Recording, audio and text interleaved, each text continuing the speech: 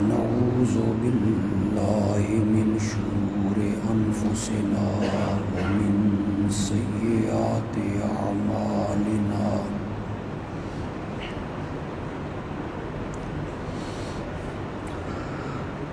من يهده الله فلا مضل له ومن يضلله فلا هادي له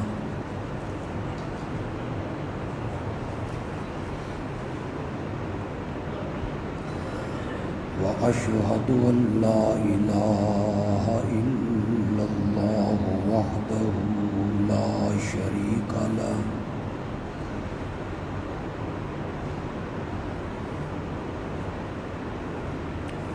وأشهد أن محمدًا عبده ورسوله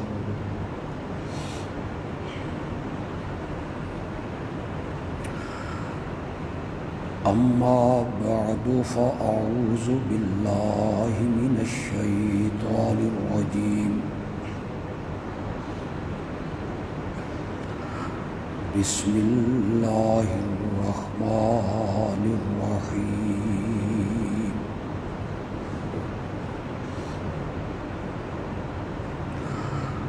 إن الله وملائكته يصلون على النبي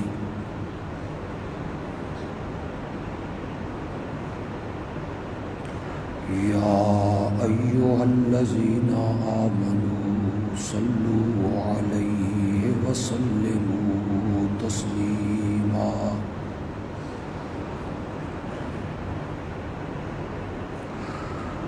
اللهم صل على سيدنا ومولانا محمد النبي الأمي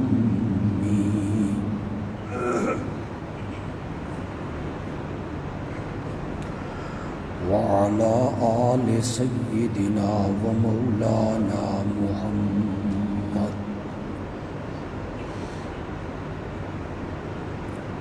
وبارك وسلم ثم صل عليه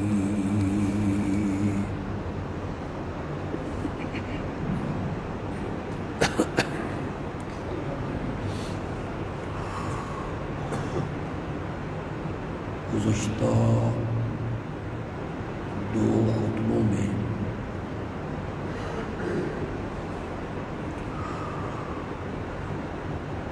اس عنوان پر گفتگو ہوئی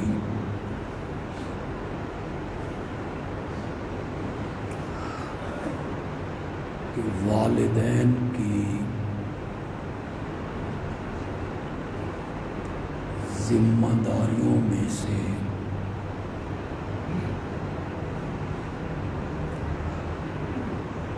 ایک ذمہ داری یہ ہے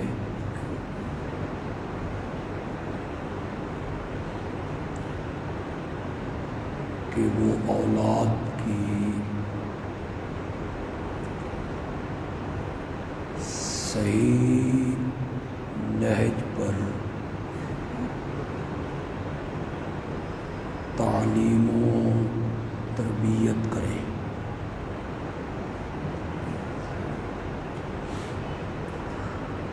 خاص کر کے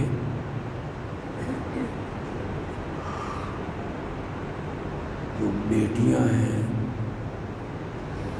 لڑکیاں ہیں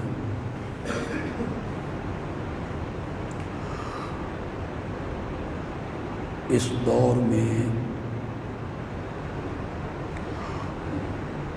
ان کی تعلیم اور اسلامی نہج پر ان کی تربیت انتہائی لازمی اور ضروری ہے۔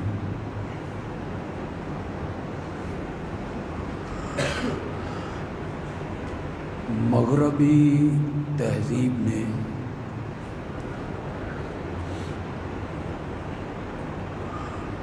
ذرائع ابلاغ کے ذریعہ ہماری اسلامی تہذیب کو اور ہمارے دینی کلچر کو بہت نقصان پہنچایا ہے،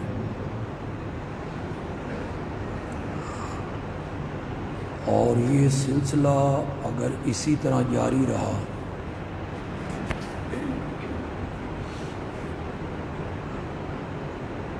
اللہ نہ کرے ایک وقت ایسا آئے گا کہ آپ اپنی اولاد کو برائی، فحاشی، بے راہ روی سے روکنا بھی چاہیں گے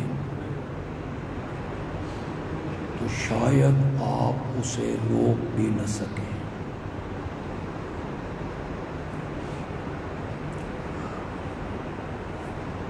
ہمیشہ تعلیم اور تربیت کے ذریعے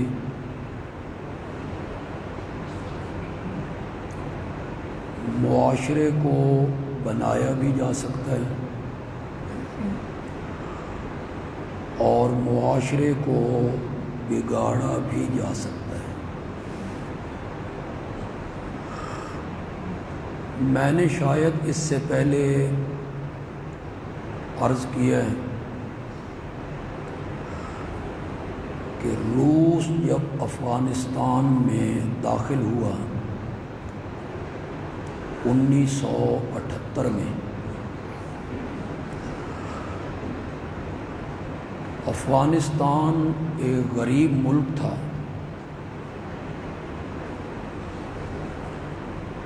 کالج، یونیورسٹیاں، اعلیٰ درجے کی تعلیم وہاں نہیں تھی۔ روس نے سب سے پہلا حملہ یہ کیا تھا کہ افغانستان سے ہمارے بچوں کو اور ہماری بچیوں کو وہ تعلیم اور پڑھانے کے بہانے لے گئے۔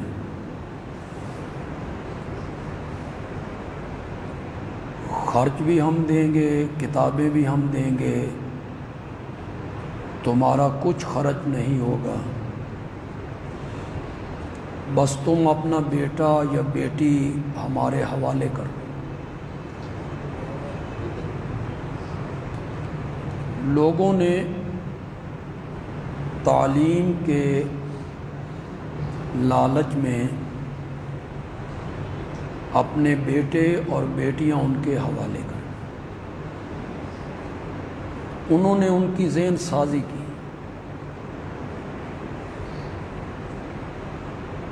وہ خود کمیونسٹ لوگ تھے، اللہ کے تو وہ قائل بھی نہیں تھے۔ سن 1917 میں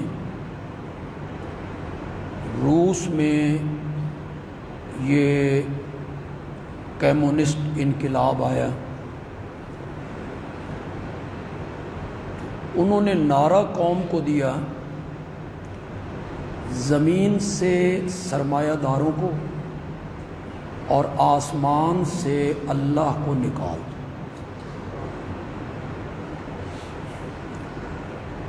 وہ نظام ناکام ہو گیا،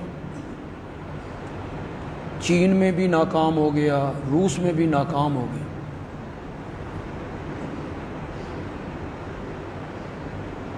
سرمایہ دارانہ نظام جو امریکہ برطانیہ میں رائج ہے وہ کسی حد تک چل رہا ہے، اور اس کے مقابلے میں جو روشن نظام ہے وہ یقیناً اسلام کا نظام ہے۔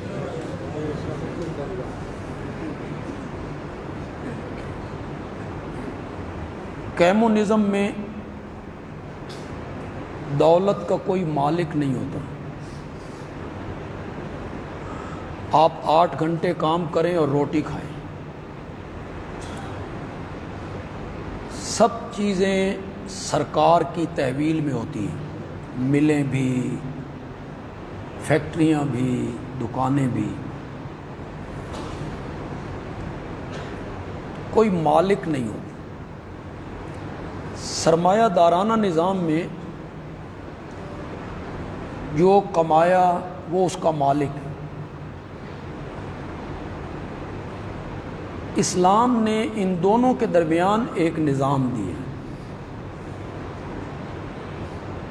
کہ جو کمایا وہ یقیناً مالک کی ملک میں ہے، لیکن اس میں غریبوں کا حق بھی ہے۔ یہ اسلام نے نظام۔ وفی اموالہم حق للسائل والمحروم ومما رزقناہم ينفقون یا ایھا الذین آمنوا انفقوا، خرچ کرو اللہ کی راہ میں، برادری پر، غریبوں پر، یتیموں پر، مسکینوں پر۔ اسلام نے زکوٰۃ کا نظام دیا اور یہ بہت خوبصورت نظام۔ ساری دولت تیری ہے، سال کے بعد اس میں سے 40واں حصہ میرے نام پر نکال کر غریبوں میں تقسیم کر۔ 40واں حصہ عشر کا نظام دیا۔ اگر زمین بارانی نہیں ہے تو 20واں حصہ، جس میں اپنا خرچ ہوتا ہے، ٹیوب ویل بندے لگاتے ہیں، خرچ کرتے ہیں، اس میں 20واں حصہ رکھ، 100 میں سے 5 بوریاں۔ اور جو بارانی ہے جس پہ خرچ کچھ نہیں ہوتا، اس میں سے 100 میں سے 10 بوریاں۔ آپ یقین مانیں یہ اتنا خوبصورت نظام ہے، اور یقیناً خوبصورت ہونا چاہیے کہ عرش والے نے بنائے، وہ بہتر جانتا ہے، عالم الغیب ہے نا، علیم بذات الصدور ہے۔ اگر ذمہ دار لوگ جو زمینوں کے مالک ہیں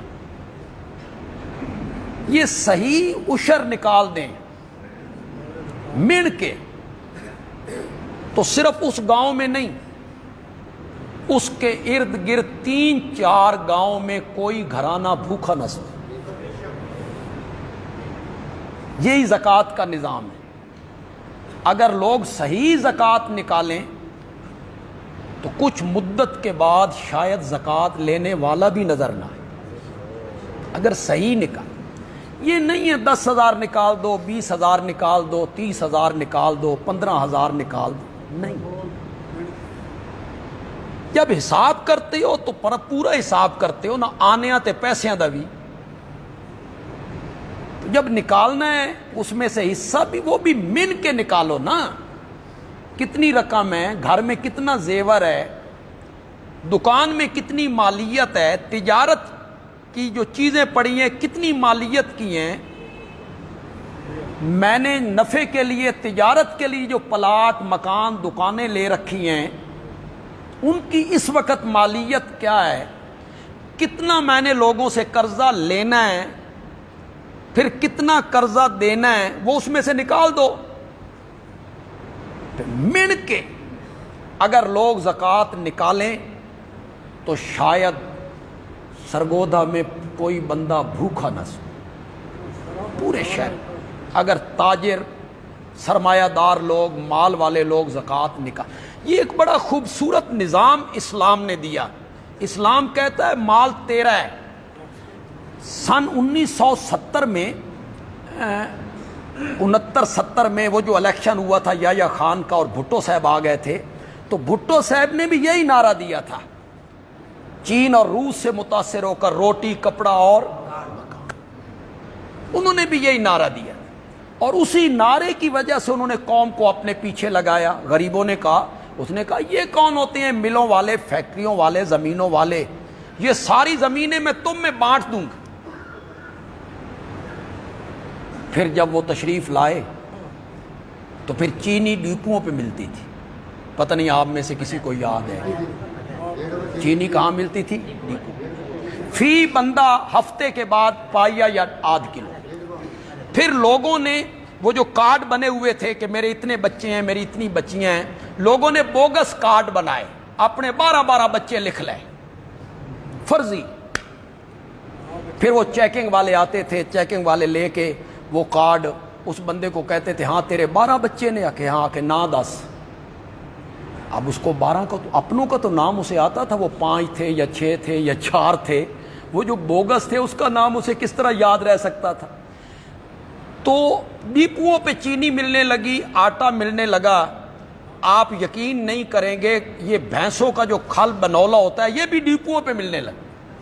میں نے کچہری بازار میں خود بھینسوں کا ایک جلوس دیکھا.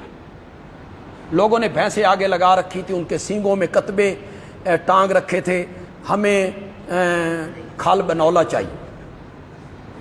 اے لبیا لوگوں نوں روٹی کپڑا اے جنہیں ہوں ریاست مدینہ لب گئی. یہ ریاست مدینہ ہی ہے نا کہ 6 سال کی بچیوں کی عزتیں لوٹی جاتی ہیں اور ٹس سے مس کو نہیں ہوتا. ریاست مدینہ ایسی ہوتی ہے نا کہ چھوٹے بچوں کی عزتیں لوٹی جائیں، بچیوں کی عزتیں لوٹی جائیں، اغوا ہو جائیں.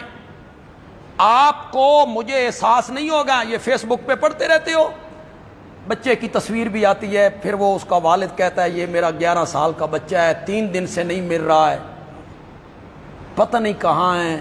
نہ آپ کو احساس ہوگا نہ مجھے احساس ہوگا. احساس تو اس کی ماں کو ہوگا، باپ کو ہوگا، رشتہ داروں کو ہوگا. بچے اغوا ہوتے، کوئی پوچھنے والا نہیں.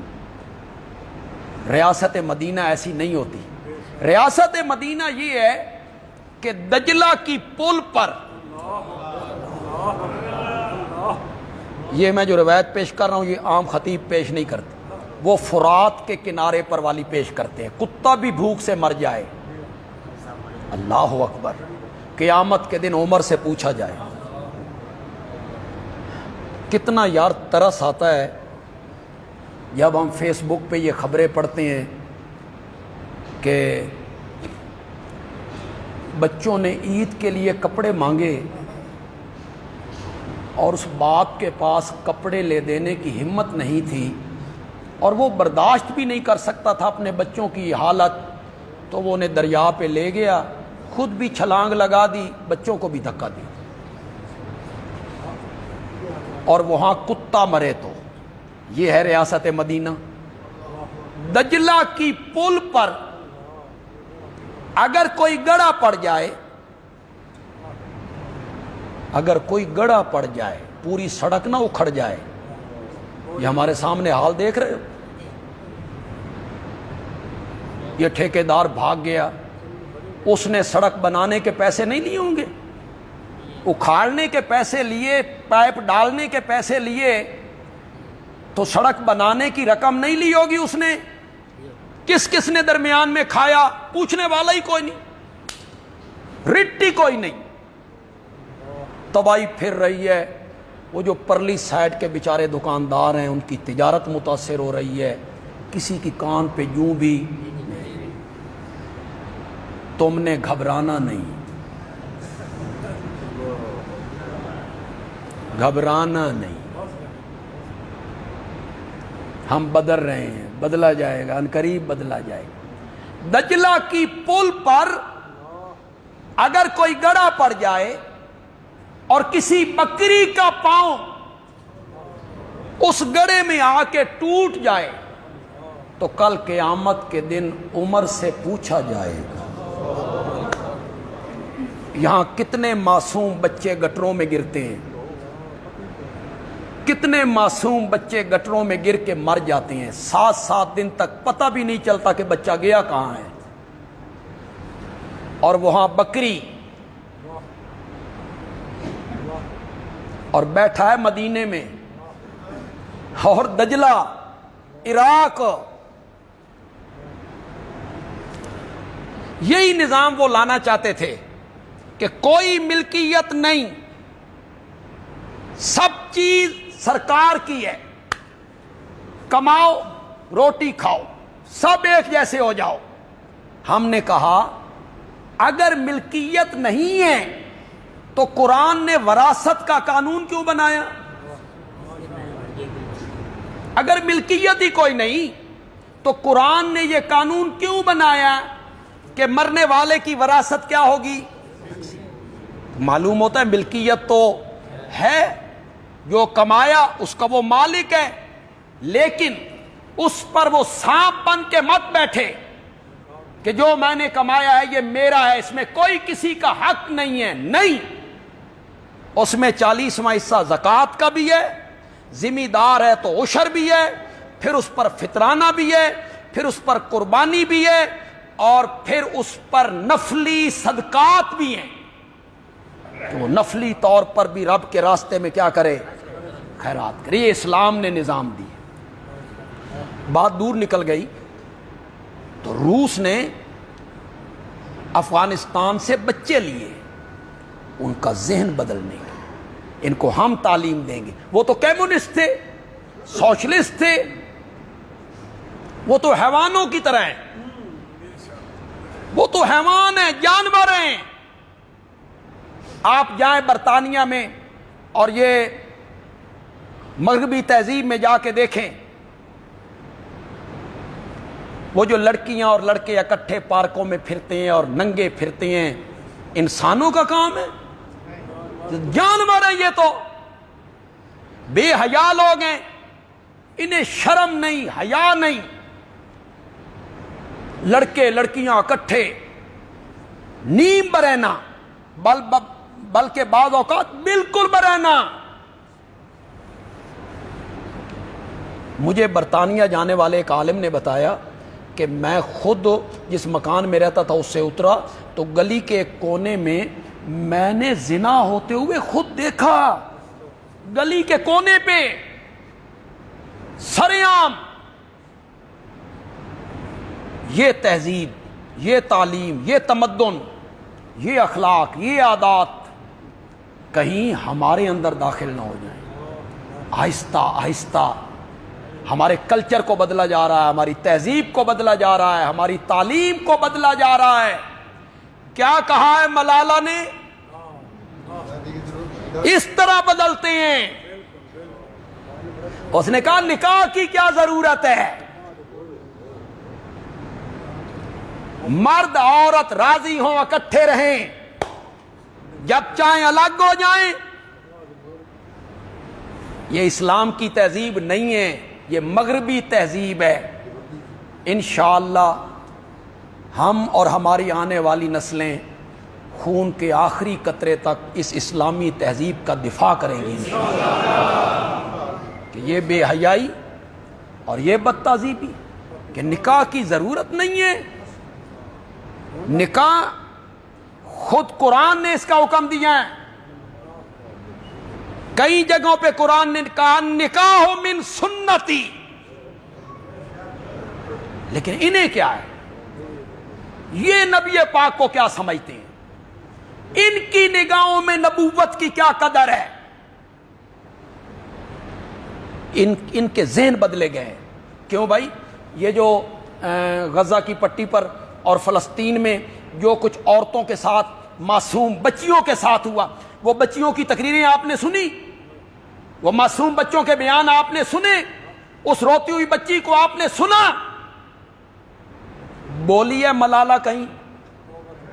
یہودیوں کے خلاف نہیں بولیں گے، نہیں بولیں گے یہودیوں کے خلاف، ان کے لیے آواز نہیں اٹھائیں گے. پاکستان میں کوئی واقع ہو جائے آسمان سر پہ اٹھا لیں، یہ ہو گیا ہے جی، ظلم ہو گیا ہے جی، زیادتی ہو گئی ہے جی. وہ ظلم تمہیں نظر نہیں آتا؟ لیبیا میں ہونے والا، عراق میں ہونے والا ظلم تمہیں نظر نہیں آتا؟ تہذیب بدلی جاتی ہے تعلیم کے ذریعے، تمدن بدلا جاتا ہے، اخلاق بدلے جاتے ہیں، عادات بدلے جاتے ہیں، جس طرح ملالہ کے بدل دیے گئے. روس میں جب لڑکے پڑھ کے آئے، اس تہذیب سے متاثر ہو کے آئے، تو جب وہ گھر آیا بچہ تو باپ نے کہا بیٹا تمہاری بہن جوان ہو گئی ہے، اس کے لیے کوئی رشتہ، تو وہ کہتا ہے بابا میں ہوں نا جی. پھر اس طرح تہذیب بدلی جاتی، پھر رشتے ناتوں کا وہ جو حیا ہے وہ ختم کر دیا جاتا. اس نے کہا بابا میں ہوں نا، باہر رشتہ دیکھنے کی کیا ضرورت ہے. تو اب وقت ہے، میں تیسرے جمعے سے شور مچا رہا ہوں، والدین کے فریضوں میں ایک فریضہ یہ شامل ہے کہ وہ اولاد کی صحیح تعلیم و تربیت کریں، ان پر نظر رکھیں ان پر.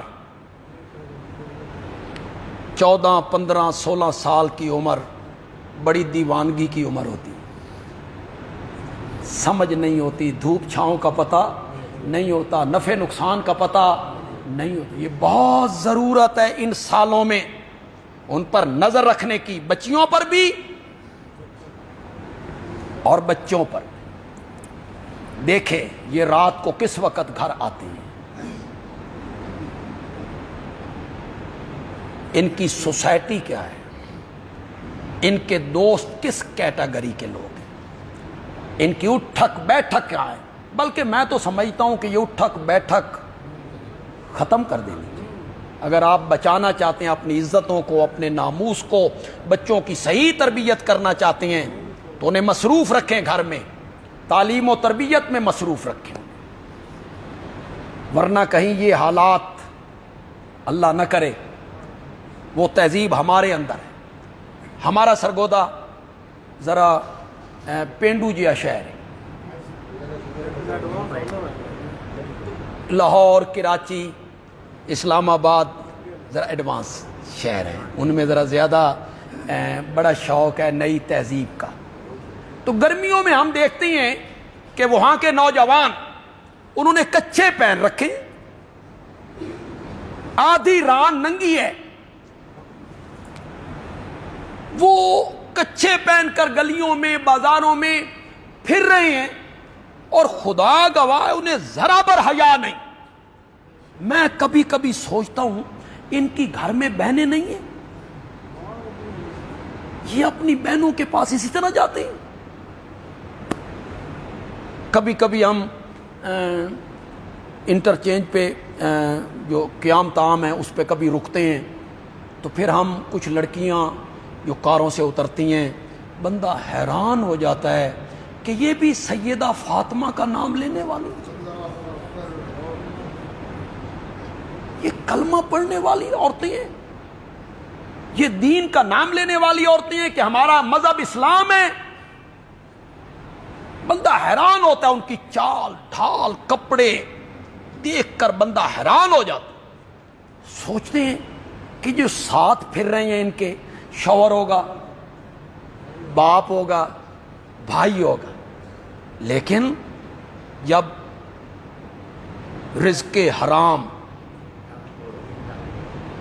خون میں شامل ہو جائے تو شرم و حیا ختم. غیرت میں چلو یار، شرم و حیا تو چھوڑو، غیرت تو کوئی چیز ہے کہ کوئی نہیں، وہ تو یار کافروں میں بھی بعض اوقات ہو. غیرت تو ہونی چاہیے کہ یہ میری بیٹی ہے، یہ میری بہن ہے، اس کی طرف کوئی آدمی میلی آنکھ اٹھا کے نہ دیکھے، یہ غیرت ہونی چاہیے. لیکن بہن بھی بازار جا رہی ہے، اس کے بازو ننگے ہیں، اس کے سر پہ چادر نہیں ہے، دوپٹہ بھی نہیں ہے، گلے میں بھی نہیں ہے، بھائی دیکھ رہے ہیں کہ ہماری بہن بازار جا رہی ہیں. اسے خدا کے لیے روکیے، اس تہذیب کو قابو کیجئے اور اپنی اولاد کی بہنوں کی تربیت کیجئے اسلامی نہج کے مطابق. ایک عورت آئی، وہ پردے میں امام الانبیاء کے دربار میں صلی اللہ. ہمارے ہاں تو بکواس کر دیا جاتا ہے نا، پردہ دل کا ہوتا ہے. وہ میرے آقا کے دربار میں، اس کو اطلاع پہنچی کہ تیرا بیٹا شہید ہو گیا، وہ اس کی تصدیق کرنے کے لیے آئی. جب اسے پتا چلا کہ بیٹا واقعی شہید ہو گیا ہے تو کہتی ہے یا رسول اللہ اگر میرا بیٹا جنت میں ہے پھر تو مجھے حوصلہ بھی آ جائے گا، صبر بھی آ جائے گا، اور اگر وہ جنت میں نہیں ہے تو پھر میں دیکھوں کہ کیا کرتی ہوں۔ آپ نے فرمایا بی بی تم کیا سمجھتی ہو کہ جنت کسی ایک جگہ کا نام ہے؟ نہیں، تیرا بیٹا تو جنت الفردوس میں ہے۔ وہ واپس مڑی تو کسی صحابی کی زبان سے نکلا بیٹا شہید ہو گیا ہے، جوان بیٹا کھو دیا ہے، اس میں بھی پردے کا ہوش ہے، چہرے پہ نقاب ہے۔ تو وہ بی بی دل ملا کے کہتی ہے بیٹا کھویا ہے، حیا نہیں کھویا، بیٹا کھویا ہے، حیا نہیں کھویا۔ اور عورت، یار عورت کا معنی کیا ہے؟ مستورات، مستورات، ستر، ستر، خدا کے لیے بولو تو صحیح، ستر، ستر کس کو کہتے ہیں؟ پردہ، مستورات، پردے میں رہنے والیاں۔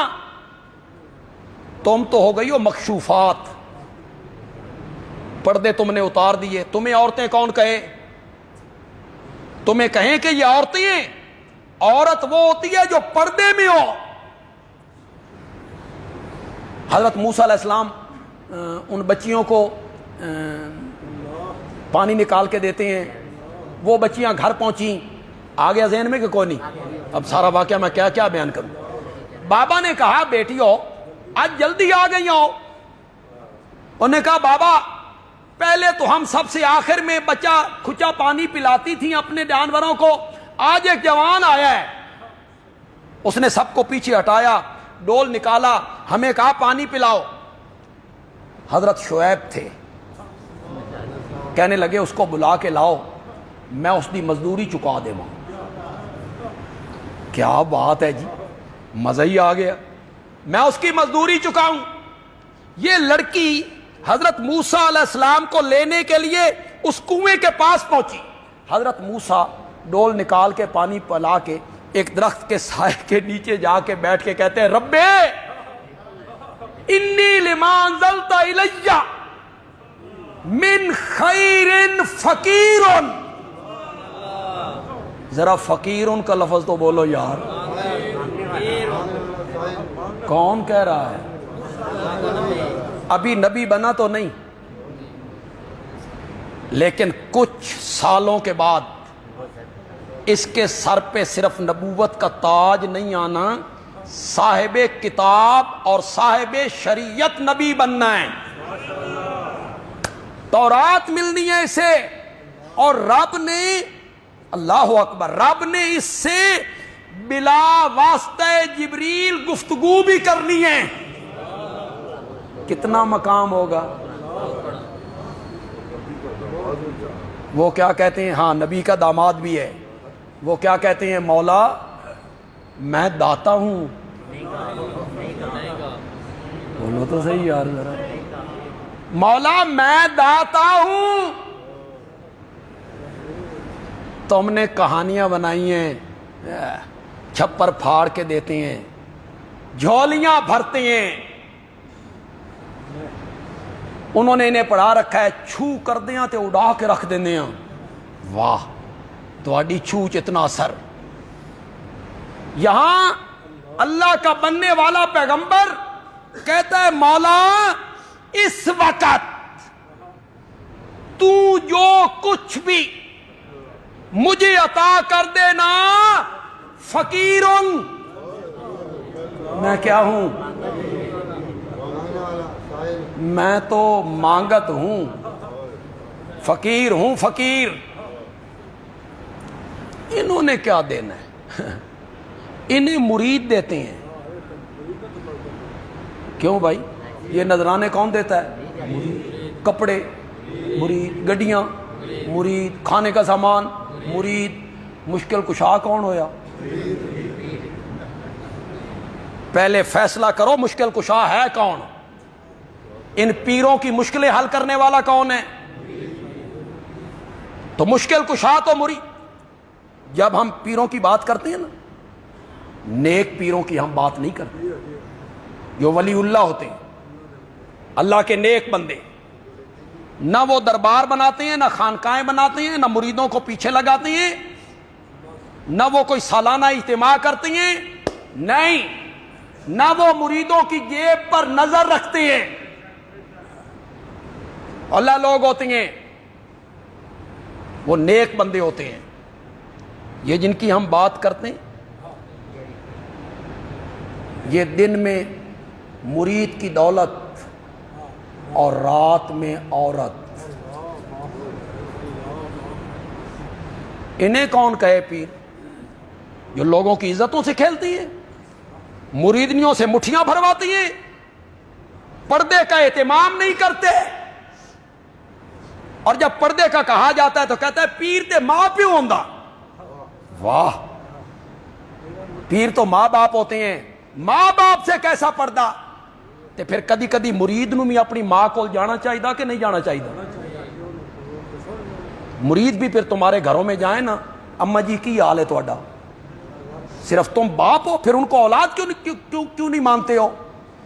پردہ ہے شریعت میں، ولی اللہ سے بھی، پیر سے بھی، اور غیر محرم کا پردہ ہے امام الانبیاء سے بھی صلی اللہ علیہ وسلم. میرے نبی نے ساری زندگی کسی عورت کا ہاتھ اپنے ہاتھ میں لے کر بیعت نہیں کی. طریقہ کیا تھا؟ ایک چادر لیتے، چادر، اس کا ایک کونا خود پکڑتے، ایک کونا عورتوں کی طرف بڑھاتے، فرماتے اپنے دوپٹے اس کے ساتھ باندھتی چلی جاؤ، اس کو پکڑ لو، جس نے پکڑ لیا اس کی بیعت ہو گئی. ایک طریقہ. دوسرا طریقہ، پیالہ پانی کا منگواتے، اس میں اپنی مبارک انگلیاں ڈبوتے، وہ پیالہ عورتوں کی طرف بھیج دیتے، جو عورتیں انگلیاں ڈبوتی چلی جائیں گی ان کی بیعت ہاتھ میں نہیں لی. کبھی میرے نبی نے کسی عورت کو نہیں چھوا. ایک بات کہا کرتا ہوں لوگوں، اگر میرا نبی کسی عورت کا ہاتھ اپنے ہاتھ میں لے بھی لیتا تو کیا وہ امت کے روحانی باپ نہیں؟ کسی کے کونے، دل کے کونے خطرے میں نبی پاک کے بارے میں غلط خیال آ سکتا ہے، اور اگر غلط خیال آ جائے تو ایمان رہ سکتا ہے؟ تھوڑی سی بدگمانی بھی کفر کی طرف پہنچا دے. اعتکاف میں بیٹھے ہوئے، اعتکاف میں ایک بیوی ملنے کے لیے آ گئی. آپ اسے رخصت کرنے کے لیے دروازے تک گئے. دروازے میں کھڑے ہو کے آپ اپنی اہلیہ سے بات کر رہے ہیں. ایک صحابی سامنے سے گزرا، اس نے دیکھا، دیکھ کے اس نے رخ پھیرا، آگے بڑھنے لگا. آپ نے فرمایا تعال ادھر آؤ. وہ آیا، آپ نے فرمایا اے میری بیوی ہے. اس نے کہا یا رسول اللہ میری مجال، کہ میں یہ سمجھوں کہ آپ کسی غیر محرم کے ساتھ کھڑے ہیں؟ آپ نے یہ وضاحت کیوں فرمائی؟ آپ نے فرمایا اگر تیرے دل کے کسی کونے خدرے میں نبوت کے بارے میں غلط خیال آ جاتا، ایمان باقی نہیں رہ سکتا. لیکن میرے نبی نے کسی عورت کو سامنے کبھی نہیں بٹھایا، کسی عورت کے ہاتھ کو نہیں چھوا.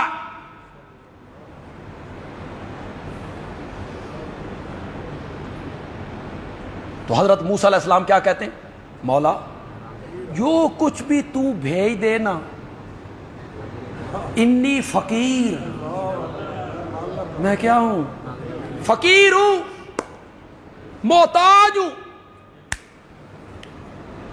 یہ بیٹھے ہیں، بس ادھر انہوں نے یہ دعا کی، عرش کا سینہ چیر کے دعا چلی گئی رب کے پاس. حضرت شعیب علیہ السلام نے اپنی بیٹی سے کہا جاؤ اسے بلا کے لے آؤ. قرآن نے سورت قصص میں اس عورت کے آنے کا نقشہ کھینچا. بس میں لفظ پڑھوں گا عربی میں، لیکن اس میں اردو کا لفظ شامل ہوگا. اردو میں بھی وہی استعمال ہوتا ہے، آپ فوراً سمجھ جائیں گے قرآن کیا کہتا ہے. قرآن نے اس کے آنے کے انداز کو ذکر کیا. قرآن کہتا ہے اذ تمشی الستحیاء، الستحیاء. حیا کا لفظ تو ذہن میں آ رہا ہے کہ کوئی نہیں آ رہا؟ آ رہا ہے. تو یہ اور باب ہے الستحیاء. حضرت شیخ القرآن مولانا غلام اللہ خان رحمۃ اللہ علیہ میری تفسیر کے استاد تھے. وہ مانا کرتے تھے اس طرح چلتی ہوئی آ رہی تھی جس طرح اس کے قدموں میں کسی نے حیا کے گھنگرو ڈال دیے ہوں. لیکن الستحیاء ایک معنی میں کرنے لگا ہوں، ایک معنی میں کرنے لگا ہوں. اتنے شرم و حیا سے چل کے آ رہی ہے، یوں لگتا تھا کسی نے اس کے قدموں کے نیچے حیا کی سڑک بچھا دی ہو.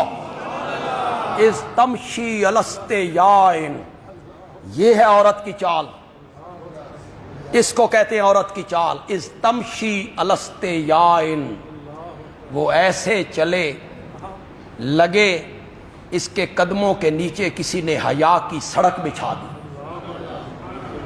ہماری مائیں بہنیں حضرت فاطمہ کا نام بڑا لیتی ہیں، حضرت عائشہ کا نام، سیدہ فاطمہ کا نام. تو سیدہ فاطمہ کا حیا بھی اپناؤ نا،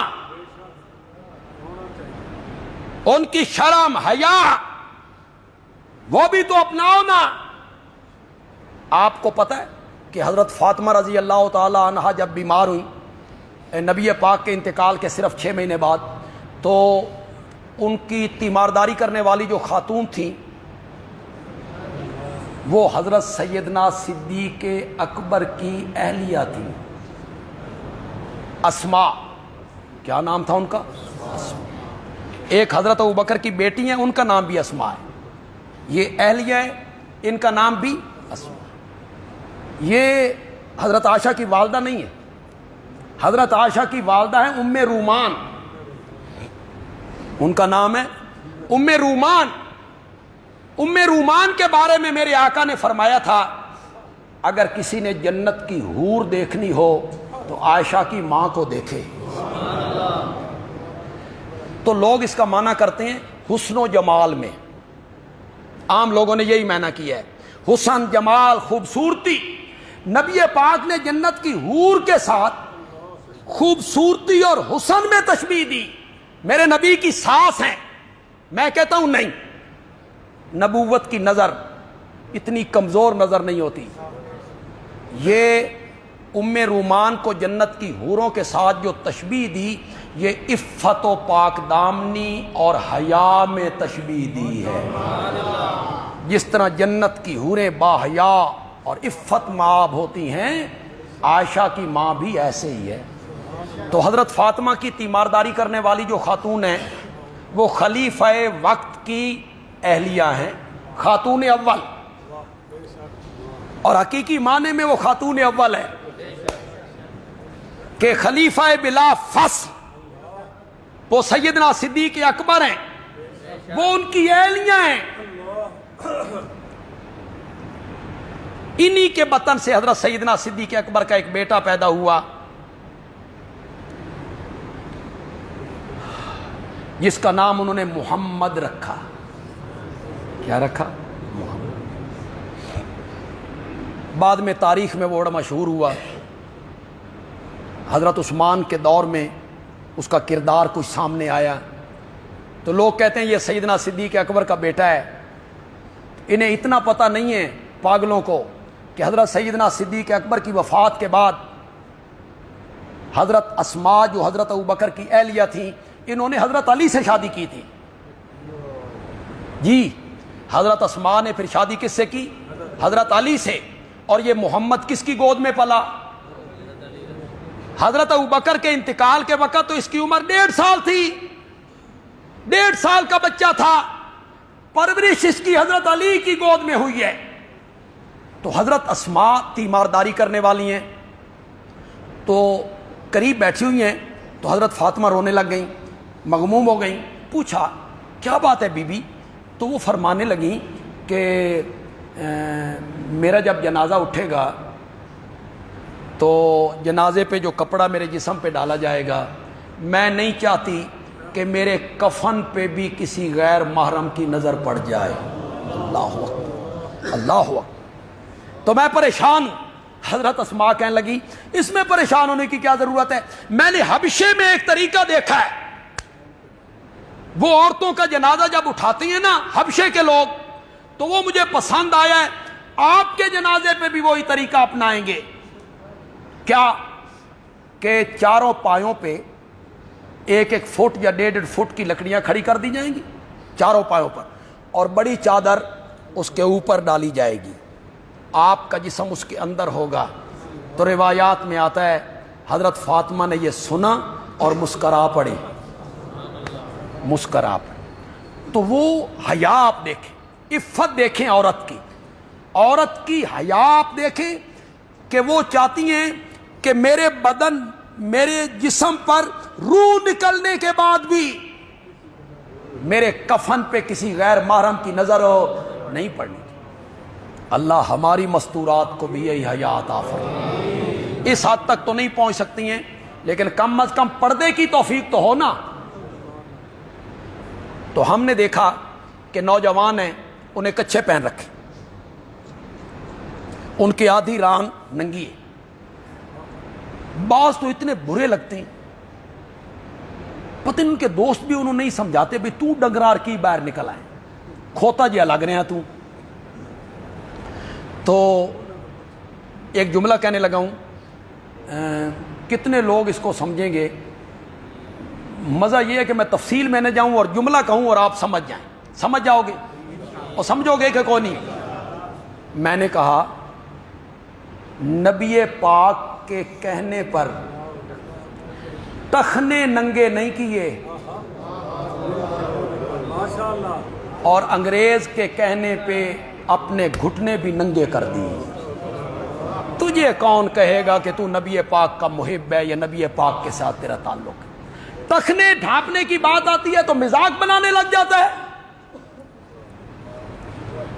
میرے نبی کے کہنے پر ٹخنے ننگے نہیں کیے اور انگریز کی نکالی میں گھٹنے تک ننگے کر لیے. تو تربیت اگر عورت کی، ہماری بچیوں کی، لڑکیوں کی اسلامی نہج پہ ہو تو کوئی بعید نہیں کہ یہ بھی دوسرے لوگوں کے لیے رہبر بن جائیں، دوسرے لوگوں کو سمجھانے والی بن جائیں، دوسرے لوگوں کے لیے بھی ہدایت کا سبب بن جائیں، اپنے شوہر کی اصلاح کرے.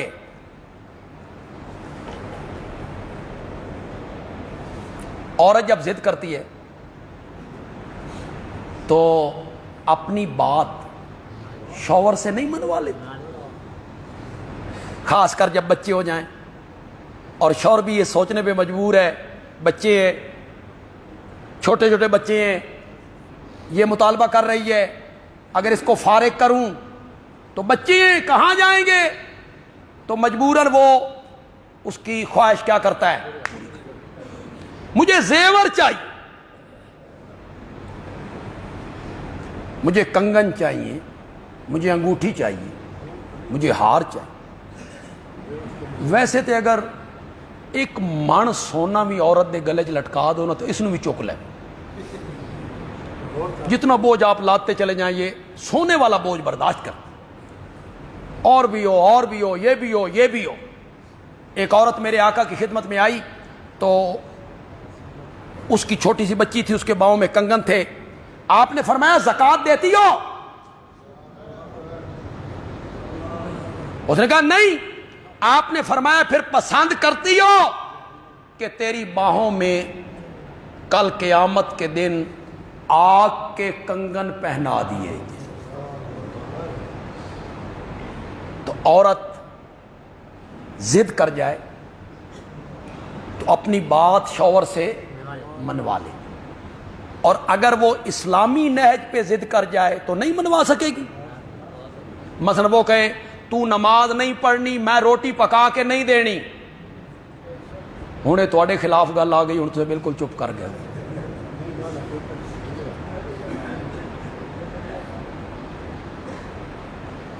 نماز پڑھے گا تو روٹی کھائے گا، نماز فرض ہے. تو نے نماز نہیں پڑھی، میں نے ناشتہ نہیں دینا. ہمارے ایک حکیم صاحب ہوتے تھے میاں والی، حکیم عبد الرحیم خان، بڑا مشہور حکیم تھا، بہت مشہور و معروف. اجمل خان کا شاگرد تھا، اجمل خان تو بڑا نباز تھا.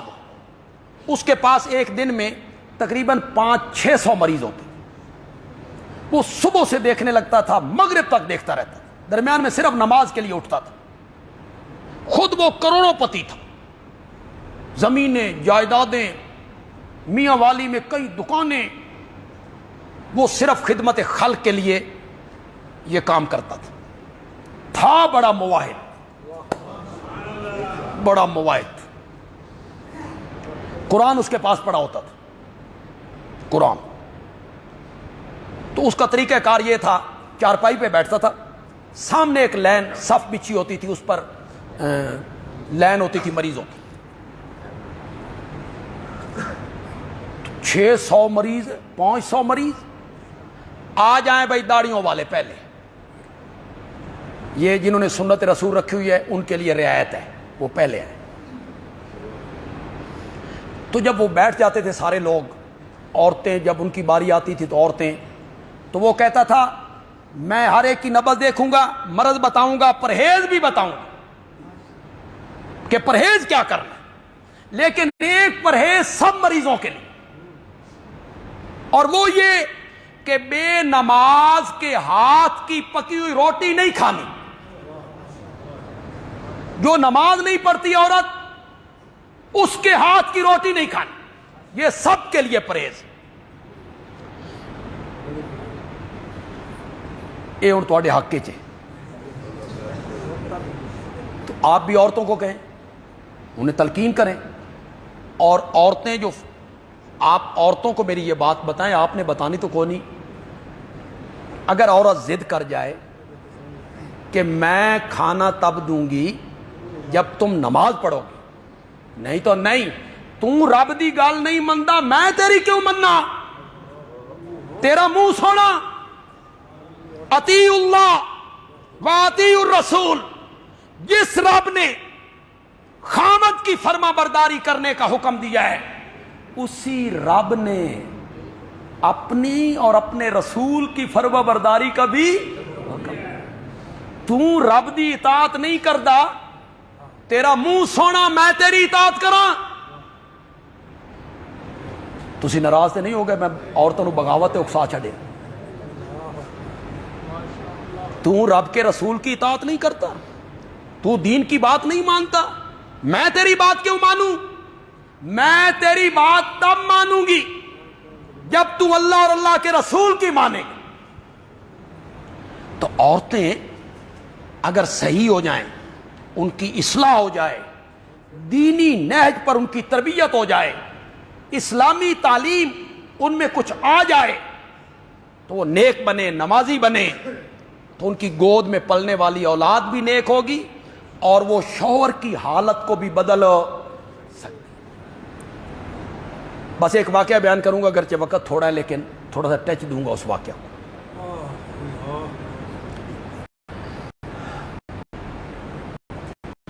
اس کی تفصیل تھوڑی سی اگلے جمعے میں کروں گا انشاءاللہ. نبی پاک مسجد میں بیٹھے ہوں، حضرت انس یہ نبی پاک کے خادم ہیں، گھریلو ملازم ہیں، گھریلو. 10 سال کے تھے کہ نبی پاک کے گھر میں آئے تھے. انہوں نے دیکھا کہ آپ زمین پہ لیٹے ہوئے ہیں. پوچھا تو آپ نے فرمایا کئی دنوں سے کچھ نہیں کھایا، بھوک کی وجہ سے یہ حالت ہو. یہ بچے تھے، دوڑتے دوڑتے گھر آئے. گھر آ کے اپنے بابا کو، ابو طلحہ ان کا نام، اپنی ماں کو ام سلیم ان کا نام، کہا نبی پاک کو بڑی بھوک لگی ہے، اور میں نے یہ حالت دیکھی ہے تو کوئی انتظام ہو جائے. تو نبی پاک کچھ کھا لیں.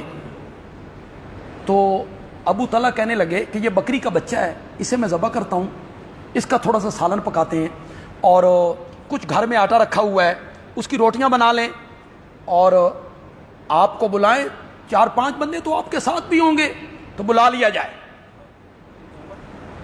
ابو طلحہ بلانے گئے. یہ غالباً مسلم میں یا مسند احمد میں, تاریخی نہیں, حدیث کی بات. تو اس وقت آپ کے پاس 70 بندے, تقریباً 70 بندے بیٹھے ہوئے تقریباً. یا رسول اللہ کھانا تھوڑا سا تیار کیا ہے, مجھے بیٹے نے بتایا تھا کہ آپ کی حالت یہ ہے, تو تشریف لائیے, ہماری دعوت قبول کیجئے. آپ نے 70 کے 70 بندوں کو کہا اٹھو بھائی, ابو طلحہ کے گھر تمہارا کھانا ہے. وہ 70 کیا اٹھے, ابو طلحہ کے پاؤں تلے سے زمین نکل گئی. کھانا ہے 6-7 آدمیوں کا, یہ 70 بندے کیسے پورا کریں گے؟ تو یہ بھاگتے بھاگتے اپنی اہلیہ کے پاس پہنچے. کرما لیے, خیر نہیں. کہ کیا ہوا کہ 70 بندے آ رہے ہیں, کھانا ہے 5-6 آدمیوں کا, کہاں سے پورا کریں گے؟ ابو طلحہ گھبرایا, اور ان کی اہلیہ حوصلے میں. عورتیں کبھی ایسے بھی ہوا کرتی تھی,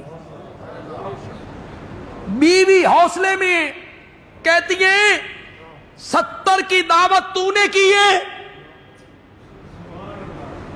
تو نے کہا ہے کہ 70 آ جاؤ, اور میں نے کہا ہے, میں نے تو 3-4 بندوں کا ذکر کیا, نبوت نے خود اعلان کیا.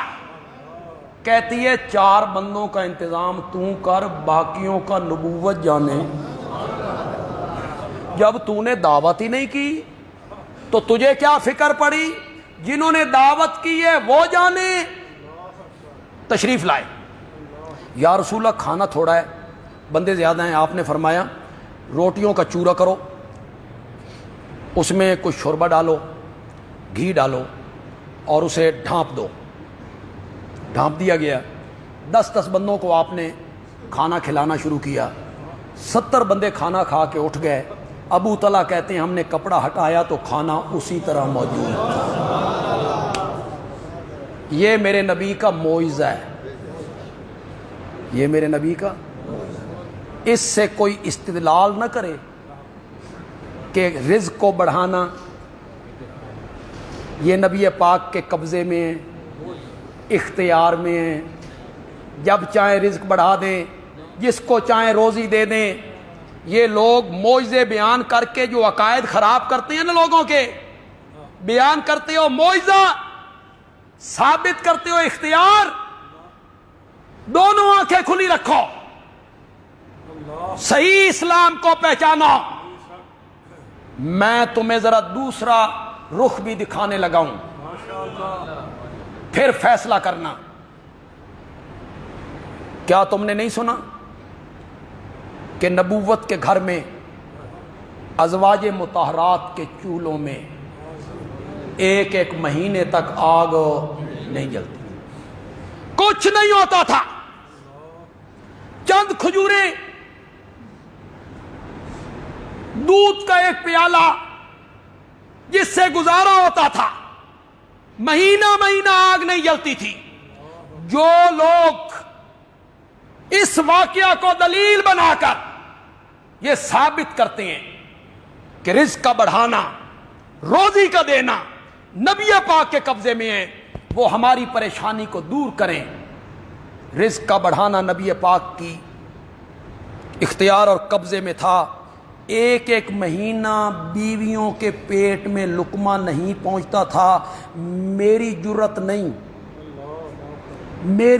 نہیں کہ میں گل کراں, تیری جرت ہے تے تو وہ گل کر کہ نبی پاک کے اختیار میں تو تھا, جان بوجھ کے بیویاں نو بھکھا رکھیا.